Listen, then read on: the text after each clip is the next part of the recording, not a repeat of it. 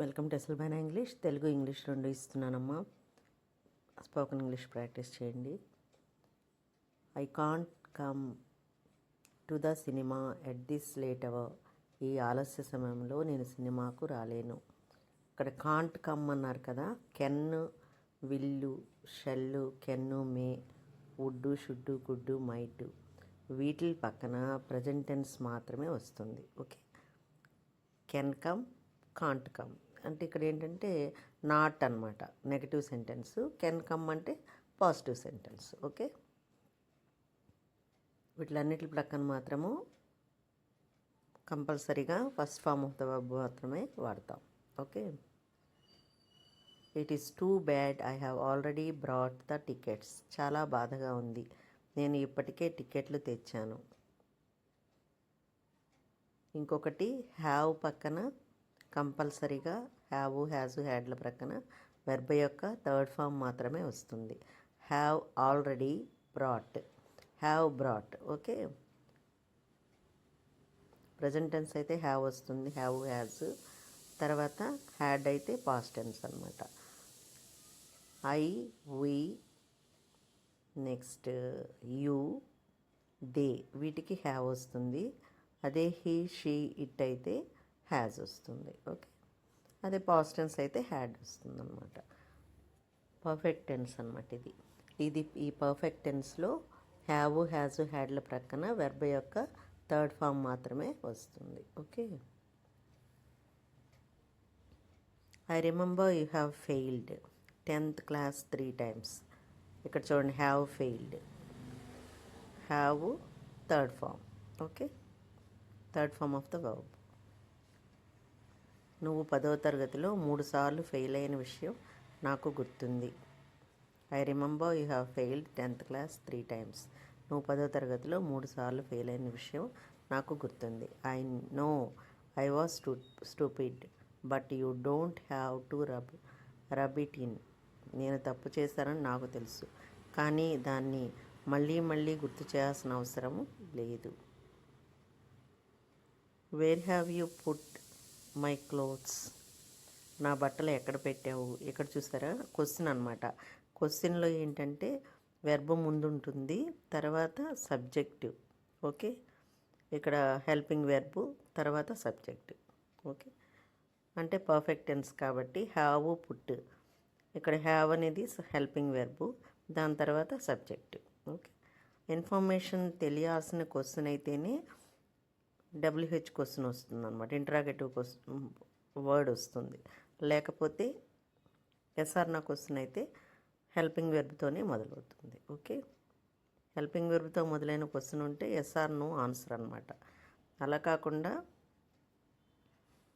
Information వాటికి అవసరం లేదు, ఇది ఎస్ఆర్ నో క్వశ్చన్స్కి అవునా కాదా అని మాత్రమే. అదే మీకు ఇన్ఫర్మేషన్ తెలియాల్సిన క్వశ్చన్ అయితే ఇక్కడ WH క్వశ్చన్ అంటే ఇంటరాగేటివ్ క్వశ్చన్, ఇంటరాగేటివ్ వర్డ్ వస్తుంది. అంటే వేరు, వెన్ను, హూ. ఓకే, ఇలాంటివి అనమాట. Whom. In that cupboard over there. అక్కడ ఉన్న అల్మైరాలో పెట్టాను. Don't say anything while Ravindra is here. Wait until he has gone. Ravindra ఇక్కడ ఉన్నంత వరకు ఏమీ చెప్పకు, అతను వెళ్ళిన తర్వాత చెప్పు. Okay, I know he is stupid. సరే, అతను మూర్ఖుడని నాకు తెలుసు. ఓకే, ప్రాక్టీస్ చేయండి. బాయ్. వెల్కమ్ టు ఎస్ఎల్బైనా ఇంగ్లీష్. తెలుగు ఇంగ్లీష్ రెండు ఇస్తున్నానమ్మా. స్పోకెన్ ఇంగ్లీష్ ప్రాక్టీస్ చేయండి. I can't come to the cinema at this late hour.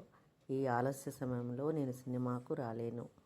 ఇక్కడ కాంట్ కమ్ అన్నారు కదా.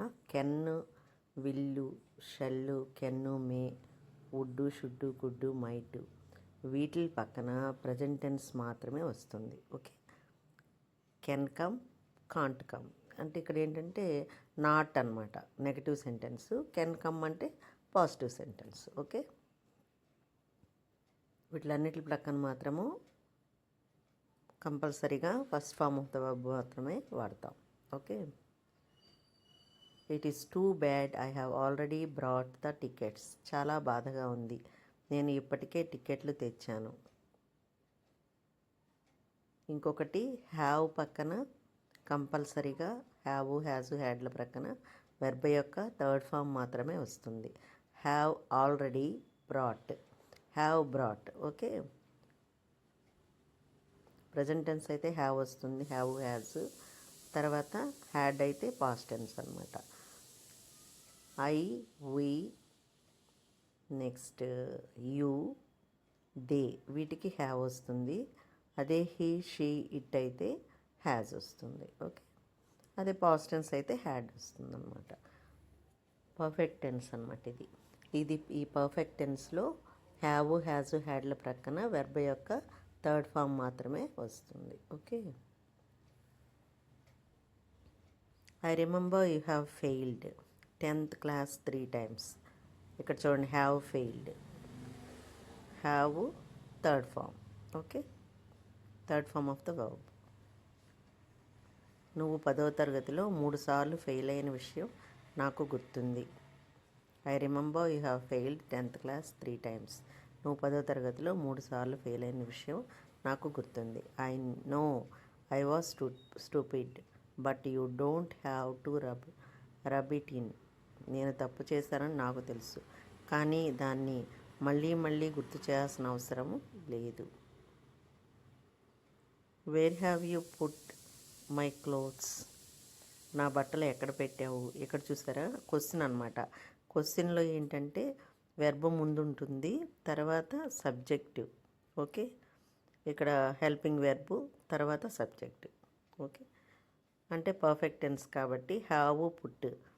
ఇక్కడ హ్యావ్ అనేది హెల్పింగ్ వెర్బ్, దాని తర్వాత సబ్జెక్టివ్. ఓకే, ఇన్ఫర్మేషన్ తెలియాల్సిన క్వశ్చన్ అయితేనే WH క్వశ్చన్ వస్తుంది అనమాట, ఇంటరాగేటివ్ క్వశ్చన్ వర్డ్ వస్తుంది. లేకపోతే ఎస్ఆర్ నా క్వశ్చన్ అయితే హెల్పింగ్ వెర్బ్తోనే మొదలవుతుంది. ఓకే, హెల్పింగ్ వెర్బ్తో మొదలైన క్వశ్చన్ ఉంటే ఎస్ఆర్ నో ఆన్సర్ అనమాట. అలా కాకుండా